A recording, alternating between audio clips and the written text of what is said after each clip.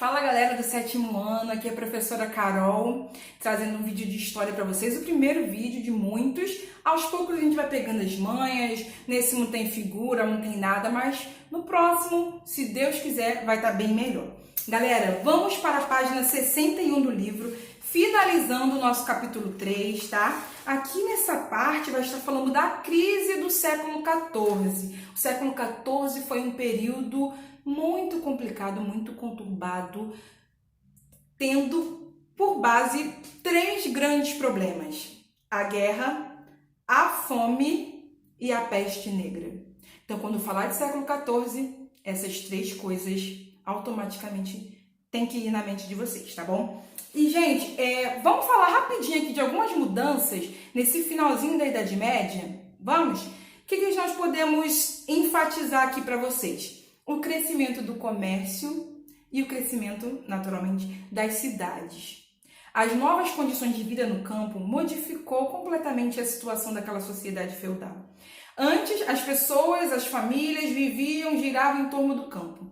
Mas, graças a muitas mudanças de vida, no decorrer da Idade Média, né, o surgimento de coisas como a roda d'água, a charrua, a produção aumentou. Produção aumentando, pessoas comendo melhor, pessoas fazendo mais filhos, pessoas deixando de ir para a guerra como iam, né? Muitos morriam por conta de invasões, por conta de guerras. Houve períodos que não houveram muitas guerras, tá? Então, aumento populacional. E o que seria feito com essas pessoas? Muita gente morando na mesma casa, muita gente morando no campo, pessoas indo para a cidade, quer seja para vender excedente do que era produzido no campo, quer seja para buscar novas oportunidades de vida, comercializar. Muitos haviam ido para cruzadas, né?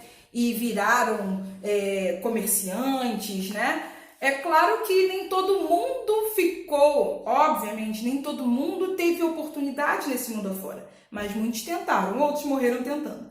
Tá bom, galera? E o que a gente pode dizer também é que, conforme o tempo foi passando, a Idade Média, ela teve uma duração aí de 1000 anos, mais ou menos, e não foi igual, né, do início ao fim. Tanto é que essa crise aqui, a gente já está falando de baixa Idade Média. Temos alta, que foi lá no começo, Idade Média Central e baixa Idade Média, tá bom? E a divisão da terra, que era central no feudalismo, nas relações, passou a entrar em crise também, porque já não tinha mais para onde dividir. Tá? Não tinha mais como aumentar o número de vassalos. Um suzerano não tinha como dar terra para seus vassalos, porque as terras deles já estavam a maior parte ocupada por camponeses que o serviam, que davam lucros para eles, tá ok? Então o comércio aumentou, modificou-se, novos problemas vieram também com a questão das cidades. E nesse período, nesse século de crise, o primeiro dos tópicos que nós encontramos aqui no livro é a questão da Guerra dos 100 Anos. A Guerra dos 100 Anos foi uma guerra travada entre França e Inglaterra. Uma guerra que durou exatamente 116 anos. Então, não foi exatamente 100 anos, né? Mas recebeu esse nome, não sei se é porque historiador não sabe contar muito bem, ou se é porque está ali dentro da casa dos 100, não é mesmo? Então, galera, a Guerra dos 100 Anos, ela teve vários motivos. Podemos destacar motivo territorial, entre França e Inglaterra, motivo comercial de regiões estratégicas, que a gente vai ver a região de Flandres como sendo central nessa história, e motivos também da coroa francesa. Não vou me deter muito tempo aqui em falar sobre ela, mas o que eu quero dizer é que foi uma guerra espaçada em seus conflitos, uma guerra que teve interrupções tanto de fome, quanto da peste negra, e quanto de tréguas, até mesmo por motivos de você conseguir manter tudo aquilo acontecendo com pessoas, tanto da nobreza quanto dos servos, morrendo, tá bom? Mas o que nós podemos tirar dessa guerra, né, no sentido de modificações, foi a primeira guerra, né, ou uma das primeiras, né, porque assim, ela foi de várias batalhas, que teve a inserção de armas de fogo. Nessa guerra, nesse período, né, houve também um aumento da cavalaria, da infantaria. Então a guerra atingiu níveis antes nunca vistos, tá ok? E assim, pessoal, a região de Flandres, ela era uma região muito rica no sentido das trocas comerciais. Ela pertencia, né, territorialmente falando, à França, porém a Inglaterra tinha um forte domínio comercial ali por conta da questão da lã. E a Inglaterra queria ter mais poder sobre aquela região. Não bastava dominar comercialmente, ela queria dominar no sentido de propriedade também. E assim, ela usou outros motivos para que aquela guerra fosse deflagrada. E esse motivo foi a questão da coroa francesa, porque morreu o rei da França. E quem era o sucessor? A ligação, o sucessor mais próximo, ele era inglês. Mas você acha que a França ia deixar um rei inglês ser também um rei francês? Não, ainda não. Então foi esse o estopim, né? Foi o que faltava para esses dois países, né, que não eram países como nós conhecemos hoje, se enfrentar. No final da guerra a gente pode ver dois países com muitos problemas, só que a Inglaterra teve mais problemas do que a França. Tanto é que é dado a vitória à França, sendo que na maior parte do tempo desses 116 anos, a Inglaterra no campo de batalha ganhou mais. Mas digamos que tenha sido um jogo que estava indo favorável à Inglaterra, tipo 7-1, e no segundo tempo a França virou. Então se a gente tem um empate onde um virou no final das contas, vamos dizer assim, quem você consideraria vencedor? Tá bom? Então assim, o que terminou, as consequências dessa guerra foi algumas, né, que nós podemos comentar aqui. O sentimento nacional, tá? Porque antes era muito a coisa do senhor feudal, ó, senhor tal, eu pertenço à casa tal, e assim, existia o rei durante o período da Idade Média, só que o sentimento nacional, ele não era tão grande. E geralmente são guerras que trazem esse sentimento nacional, né? De pertencimento e tal. E ali, a França também, ela passou a ter um domínio sobre a região que ela tanto queria, né? Que era Flandres, né? E os dois perderam em ambos os lados, e vocês podem até pesquisar depois, Joana d'Arc. Coloca esse nome na cabeça de vocês, Joana d'Arc, que foi uma mulher. Lembra da mulher no contexto do patriarcado? Então, Joana d'Arc quebrou isso e pagou um preço caro, tá? Um preço que foi a morte por heresia, porque ela foi para o campo de batalha. Eu falei que não ia falar muito, eu tô falando. Ela foi para o campo de batalha como sendo homem. E ela era francesa, ajudou a França ali, ela dizia que recebia visões de que Deus estava mandando ela ir para o campo de batalha, e como as pessoas eram muito ligadas à religião naquela época, deram essa oportunidade a Joana d'Arc. Só que teve uma das batalhas que ela esteve à frente que ela caiu na mão dos ingleses.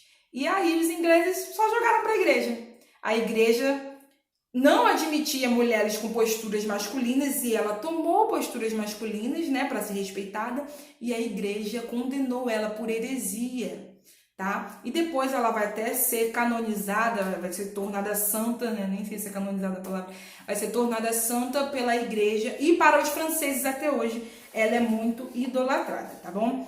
E assim, a gente pode comentar mais depois na aula do Zoom, tá, gente? Mas assim, passando bem rápido, foram consequências negativas para os dois países. E uma dessas consequências também foi a questão do comércio intramarino, né? Que a gente vai ver expedições, né? As grandes expedições que vieram para as Américas e tal, e o fato deles estarem envolvidos nessa guerra de tantos anos impediu que eles se lançassem no mar com uma velocidade semelhante à de Portugal e Espanha, tá? E isso aí vai prejudicar eles, vai dar um certo atraso, que depois eles vão também conquistar outras coisas e que vai dar uma compensada, tá bom? Então, a Guerra dos 100 Anos marcou, né, todo esse período aí de crise, tá? O século XIV, passando até para o século XV também. Outra questão foi a fome, galera. A fome matou muita gente nessa crise do século XIV. Digamos assim que as pessoas dependiam do campo, né? Tanto na cidade, se a gente hoje depende do que é produzido no campo, que dirá naquela época. O que acontecia? O que aconteceu? A Europa foi assolada por uma grande onda de chuvas de tempestades e destruiu muitas plantações, assim, deixou as pessoas realmente atordoadas. Os nobres, os senhores feudais, passaram a estocar alimento e dava muito pouco para os pobres, né? Os servos, os camponeses, não tinham mais como tirar o sustento como antes da terra e a fome só aumentava, aumentava, aumentava. E isso está intimamente ligado às revoltas, porque um povo faminto ou morre de fome ou morre porque enfrentou um senhor feudal, né, em busca de melhores condições de alimentação, com questões básicas para ele e para a família dele. Então, galera, a questão da fome está ligada à questão das revoltas. E eles atacaram mesmo, Castelo. Você imagina, não tenho o que comer. Se eu não comer, eu morro. Se eu atacar, eu posso conseguir alguma coisa e comer. Se eu não conseguir, eu morri, mas morri tentando. Então, muitos camponeses, servos, né, morreram, tá bom? Tentando alimentação, né? E enfrentando ali os senhores, né, nos castelos, enfim. E na cidade, né, muita gente já estava na cidade. Também a fome atingia as cidades, porque se não produz no campo, o que eles comem na cidade, tá? E muita gente, galera, chegava a comer rato. Imagina, Deus que me livre, comendo rato para não morrer de fome. E aí a gente vai ligar tudo isso também a outra questão, que é a peste negra. A peste negra é uma doença bacteriana que vinha de uma bactéria alojada na pulga do rato. E como que chegou esses ratos infectados, né, na Europa? Esses ratos vieram em navios mercantes, navios que trazia cargas e mercadorias do Oriente. Lá no Oriente, muitos morreram também por conta dessas pestes. Só que assim, foi algo que eles meio que começaram o corpo criar anticorpos, né? E quando essa bactéria da pulga, do rato, veio para a Europa, ela veio de uma vez, um povo que não estava acostumado e recebeu aquilo de uma vez só. E muita gente morreu. Calcula-se que 1/3 da população europeia veio a óbito em função da peste negra, né? Que também é conhecida como peste bubônica, porque ela causava bulbos. O que são bulbos? Eram umas bolas fétidas de feridas negras, por isso também peste negra, e que causava morte num curto período de tempo. Então, a pessoa que pegava, ela já sabia que ela ia morrer. E quem se aproximasse dela também morria. Então, não era nenhuma questão, eu vou chamar o médico. Podia até chamar, o médico poderia tentar algum procedimento ali, mas era fatal. E até os médicos ficavam com medo. E vocês vão ver até uma figura muito conhecida que é um médico com um bico de pato, assim. Porque ele usava aquele bico para se aproximar, né, e botava ervas finas, ervas que exalavam cheiro, para ele não sentir esse cheiro, porque eles acreditavam também que a doença era transmitida pelo odor, né? E se hoje, por exemplo, nós estamos vivendo, olha que curioso, né? Até no livro tem atividade falando para comparar com alguma pandemia atual, né? Acho que até falar da dengue, sendo que agora a gente tem algo muito pior, né? Que é o coronavírus, algo que veio lá do Oriente, por causa do morcego lá de Wuhan, impactou o mundo todo. E a peste negra só não impactou mais o mundo de forma completa porque o contato de um país para o outro era mais lento, né? Não tinha avião como a gente tem hoje em dia. Mas, mesmo sendo através desses ratos que iam pelos navios, né? Muita gente foi infectada. E o que acontecia? As pessoas viviam em condições higiênicas muito ruins, muito precárias. E os ratos circulavam mesmo. Para você ter uma noção, as fezes, o lixo, não tinha coleta, não passava o lixeiro e recolhia o lixo. Não tinha esgoto. As pessoas faziam suas necessidades e jogavam janela fora. Tem noção? Então, galera, realmente eram condições terríveis de vida. E morreu muita gente, tá? Eram cadáveres empilhados e interessante um ponto falar aqui com vocês, é o descrédito da igreja, que a igreja, né, tomou para si nesse período. Por quê? As pessoas eram muito fervorosas, muito dedicadas à igreja. E elas oravam, né, pediam explicação para os padres, por que está acontecendo isso? E aí o padre ia e falava, olha, deve ser por conta da vida de pecado de vocês. E eles mudavam de vida, tentava ser bom, e ainda assim continuava morrendo. E aí o que acontecia? A pessoa pensava, pô, se a igreja não tá me dando suporte, chamava o padre para vir curar o meu pai, o meu tio, o padre nem queria vir. Muitos padres fugiram, porque eles sabiam que se eles entrassem em contato com esses doentes, eles poderiam pegar. Então a igreja deu uma certa sumida aí. E isso vai impactar na vida daquelas pessoas que tinham uma fé tão grande na igreja, começaram a descrer. E isso vai ser, assim, muito marcante depois para uma mudança de mentalidade que a gente vai ver mais pra frente nas próximas aulas, tá bom? E aí, por último, na página 62, fala do êxodo rural, tá? O que seria o êxodo rural? Êxodo é saída, rural é do campo, né? Então é a saída do campo. Muitas pessoas, já há um tempo nessa baixa Idade Média, já estavam migrando para as cidades. Por quê? O campo não estava favorável a todo mundo, o campo não dava as oportunidades para todo mundo. E o que eles iam fazer? Ficar ali para morrer? Morrer ali nas dificuldades do campo? Não. Muitos iam tentar a vida na cidade. Alguns conseguiam, outros não, né? A gente vai ver um crescimento de algumas profissões, né, citadinas, vamos dizer assim. Tinha lá o mestre, o jornaleiro, o aprendiz, e aí algumas pessoas iam tentar essas oportunidades. Tentar vender de alguma forma, tentar pegar um navio para outro lugar. Tentava-se de um tudo, mas o que as pessoas fugiam era da morte, né, e das piores condições de vida que o campo passou a oferecer. Tá bom, galera? Então, por hora é isso.